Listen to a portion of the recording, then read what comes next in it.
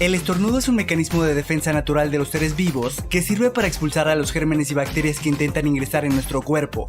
Es muy difícil mantener los ojos abiertos mientras estornuda, ya que los nervios que controlan tus ojos y tu nariz se activan al mismo tiempo cuando estornudamos.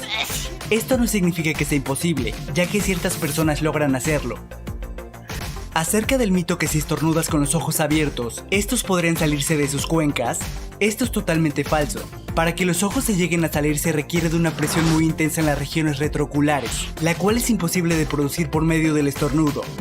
De todas formas no es bueno intentarlo, ya que podrás dañar tus capilares oculares.